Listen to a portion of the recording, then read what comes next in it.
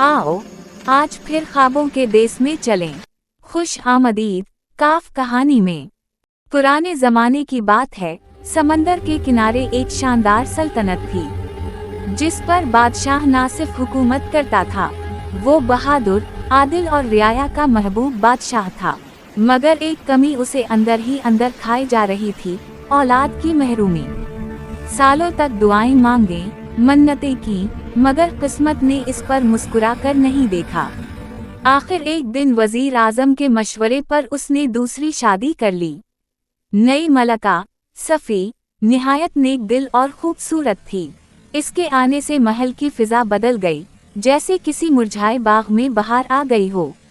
कुछ ही अरसे में खुशखबरी मिली, सफ़ी माँ बनने वाली थी।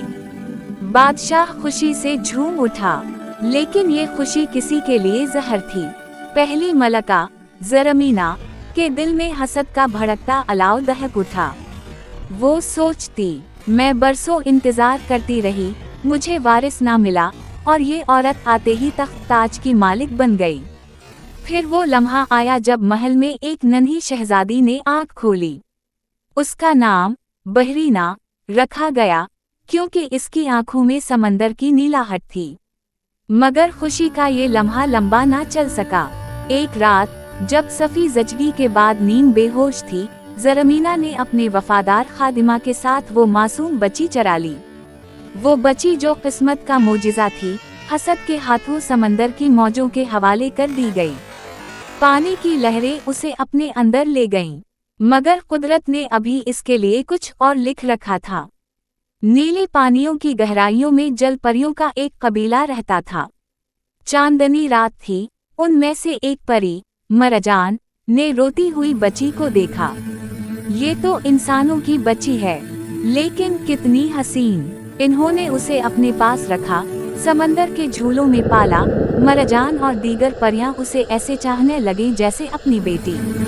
बहरीना बड़ी होने लगी, उसके बाल लहरों की तरह नरम, आंखें नीले मोतियों जैसी, और आवाज ऐसी कि समंदर के पुराने देवता भी सुनकर मुस्कुरा दें। जल परियों ने उसे तैरना, समंदर की जबान बोलना और मोतियों से जादू बूनना सिखाया। मगर एक दिन उसने मरजान से पूछा, माँ, मैं तुम जैसी क्यों नहीं हूँ? मेरे पाँव क्यों हैं, दुम क्यों नहीं? मरजान ने इसके सर पर हाथ रखा, आंखों में उदासी उतर आई। तुम इंसानों की दुनिया से आई हो बहरीना। तुम्हारा एक बाप है जो तुम्हें ढूंढ रहा है, और एक जालिम औरत है जिसने तुम्हें जुदा किया। ये सुनकर बहरीना के दिल में एक आग सी लग गई। वो समंदर की तह से ऊपर उठी, पहली बार साहिल देखा, जमीन, आसमान, परिंदे, और वो महल जहाँ कभी वो पैदा हुई थी। इधर महल में ज़रमीना की फरेबकारी जारी थी। इसने बादशाह को यकीन दिलाया कि सफ़ी दरअसल एक डाइन है जिसने बच्ची को जन्म देते ही खा लिया। बादशाह गम और गुस्से में अंधा हो गया। सफ़ी को जजीरे पर जला वतन कर दिया गया। वो हर रात समंदर के किनारे बैठकर रोती और दुआ करती, ऐ रब, अगर मेरी बच्ची जिंदा है तो उसे मुझसे मिला दे। एक रात जब समंदर तूफानी था, एक लड़की साहिल पर नमूदार हुई। वो बहरीना थी, बारिश के कतरों में चमकती, हुआ के साथ चलती, इसकी आवाज में समंदर की गूंज थी। महल के सिपाही इसे देखकर हैरान रह गए। बादशाह तक खबर पहुंची, एक लड़की है जो समंदर से निकली, आंखें नीली, चेहरा आप जैसा, और गले में एक पुराना तावीज है जिस पर बादशाही निशान बना हुआ है। बादशाह के कदम लरज़ गए। वो तावीज वही था जो उसने अपनी नौमौलूद बेटी के गले में डाला था। इसने फौरा उसे बुलाया। बहरीना के आते ही सफ़ी का चेहरा इसकी आंखों के सामने आ गया। दिल में कुछ छोटा, कुछ बना। ज़रमीना का चेहरा पीला पड़ गया। बादशाह ने कहा, अगर तुम वाकई मेरी बेटी हो तो ये समंदर गवाह बनेगा। अचानक समंदर की लहरों में चमक दौड़ गई। जल परियां नमूदार हुए।